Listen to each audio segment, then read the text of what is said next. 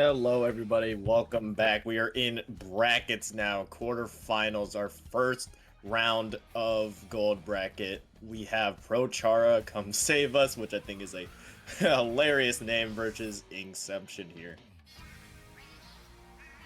Yeah, obviously very entering the quarter-finals with the Splat zone. I'm not sure what map we're going to do, but for the record, these teams have had a very good run as a whole during the Swiss stage, going 4-1, I believe.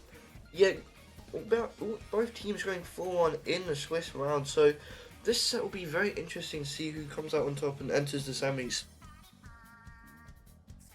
Yeah, for sure. Both these teams have crawled their way out of groups, and now it is do or die time. A loss now will mean you're out of brackets, out of the tournament. So these teams are going to bring their A game. We see here, we see a, I believe that's a paintbrush and a bamboozler on the other side. Quite interesting comps, if I don't say, Axo.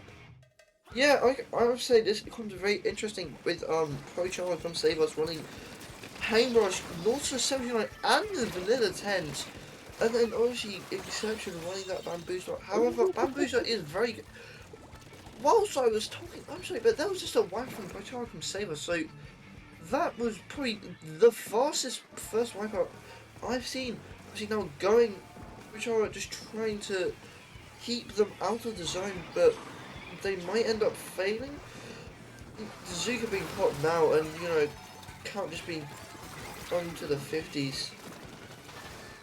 Yeah, and I'm looking at Prochara Come Save Us's comp, not quite a mouthful there, but they seem to have weapons that work really well with Tent as well. Just having that giant shield out and having any of their players really pushing behind as with that Tent, which was key to them getting that initial wipeout, and I think that's why they're doing it. We see the vac coming out from the tent, just being able to create so much space for their team to come in, and look at how far back Inkception is pushed. They are still very much into their spawn, and Prochara is going down in the points now, nearing the 35 point mark. This is deadly for Inkception if they can't muster a counter here. Yeah, obviously this push as a whole very aggressive. Inkception just trying to hold onto their base as a map as a whole, entering the final 10 points that Prochara needs to take this win, and I think they're about to do it, and they do. Very good, very nice, quick opening match, but Inkception just couldn't find their way into, well, the zone as a whole, because they just couldn't take control of it that much. And that's really in no fault of their own. Just Prochara Come Save Us's weapon comp there was just so oppressive that they couldn't find any space. The comp from Prochara just was centered around just creating so much space for them to work with and pushing Inkception so far back and keeping up the pressure that Inkception just couldn't find an opening despite their specials going out. I mean, there were moments when the specials came out that they were able to at least make it to the zone, but not much else there. So Inkception might have to go back to the drawing board here to see if they could come back with a different weapon comp. But they're here for a reason, so I wouldn't take them lightly. Yeah, and now going back into Umami Roads, we've touched on this map before.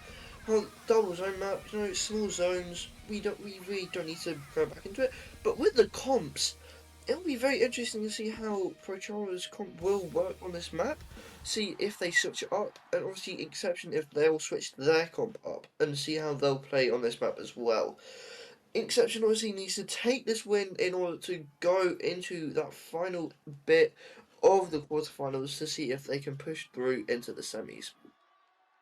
Yeah, Prochara just one game away from taking this and moving on to semis. And you mentioned their weapon comp. I don't think Prochara has any reason to switch up their weapon comp. Obviously, it works so well there, but they might have another ace up their sleeve. But honestly, if I were them, that weapon comp works so well with having that tent being the forefront of all of their pushes that it's just so difficult to deal with, and Inkception might have to just think of find a weapon comp with specials that may dislodge that tent, maybe something like a triple ink strike. Yeah, triple ink strike works very well against 10 because obviously they can throw it behind the 10. Also, if they use 10, they have to use something that goes really well with it. And obviously, they could also use the other variant of 10, which is the Tensorella, I think. That one has mine and Zuka, and we all know how powerful Zuka is. So now, going into this match, I hope very soon we'll be able to have a look at the comps of these teams. So, yeah. But yeah, I just want to appreciate just like thinking about it a little bit more. The Tentabrella on Umami Ruins could just deny an entire zone from these two teams because you touched on it earlier when we were looking at this map.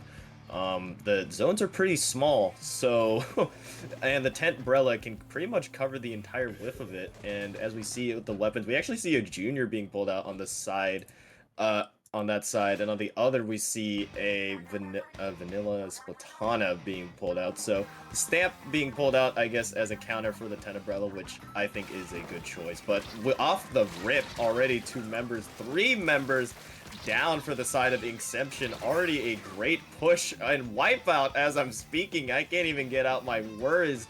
Prochara already with a wipeout in a great position already.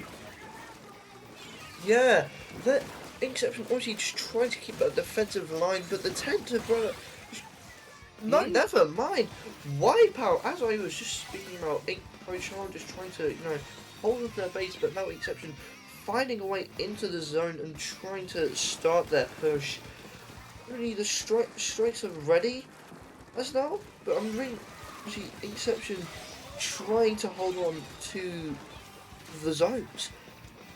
Entering the 70s.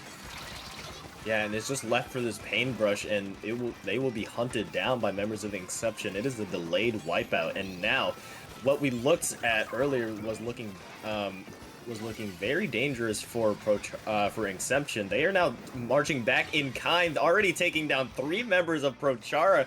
Look at this; they are not taking that Game 1 loss lightly. They are coming back with a vengeance, saying, hey, we are still fighting, we are still here, we are not going to take it lightly. But as I mentioned this, they just still an all-out brawl in mid. Inkception seemed to at least maintain the hold of it, as we see the paintbrush on the side of Prochara just being a nuisance on the top of your screen right there, still managing to take a fight. We'll get a trade on that, however, as members begin to fall from both sides continuously, so does the point total for Inkception. It is just this Tenebrella left in the middle for Prochara, and actually, off the back of that little skirmish there, Prochara will at least manage to take back the zone, but look at the point total for Inkception off of that push. Yeah, that's a whole 50-point difference. And also, if you include that penalties, Prochara will have to hold mid for a good long time. Paintbrush going down, as we were just speaking. Prochara just can't seem to find their way to keep Inkception in their base. Inkception retaking the zone and hoping to clear this 66-point penalty. There's a vac that just was popped, and I'm not sure what Inkception will do to see if they can counter anything that Joel will just try and do. You see 10 here, trying to just contest the zone, but going down as a whole. Yeah, unfortunately, not able to find much value off of that push, and I feel like that is going to be their key if they want to get back into it. Prochara needs to play around this Tenebrella, and we see the Paintbrush also doing some damage in mid here, however, quickly taken down in kind. of bomb, unfortunately, catching that bucket on the side of Inkception, and each team still has a zone. The jumps are coming in. Unfortunately, they're going to get camped. V managing to be the benefactor of that skirmish, and with 3 members down, Prochara now have to reset again for another push. However, V continuing to move on with this push, going in, trying to get in with the stamp, however, will find no value, quickly shut down, and Inkception still gnawing away at their penalty. Yeah, obviously, it was a really big penalty. They've got a long way to hold mid, but obviously, right now, you can see Prochara just slowly taking back the zone. The Zap just trying to find their way around it, ultimately failing in the process. Prochara trying to hold the base, but Inkception obviously can't seem to find their way into mid.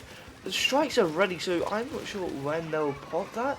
Paintbrush just going down the Tantabird, jumping back, trying to get a kill, but popping the vac in the process. Yeah, but actually, if you look at it, be careful, because Prochara is nearing Inkception's point total here, nearing, like, I believe 8 ticks left. If Prochara manages to get the zone, which they will, they could potentially flip the lead here late, and oh, beautiful double kill there from the Paintbrush to help secure it. They have taken the lead, and with 10 seconds a triple now, it's gonna be a 4K for this Paintbrush, and that will just about do it. Near the end of that, Prochara Come Save Us will take the quarterfinals, and what a play at the end there. That was definitely another one of them zones matches where one team thinks they have the lead, but then obviously another team just storms in, takes it from them. We saw that earlier in round 5, I think it was. No, we did see that in Barnacle and Dime, and that will secure the quarterfinals and push our Come Save Us.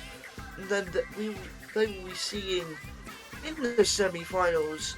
They will be awaiting their opponents for that. That ultimately sums up this round of the quarterfinals. So you'll be seeing new commentators after this break. You'll be seeing Jude and Topic, and yeah, we hope you enjoyed this section of Minnow Cup, and we will see you next time.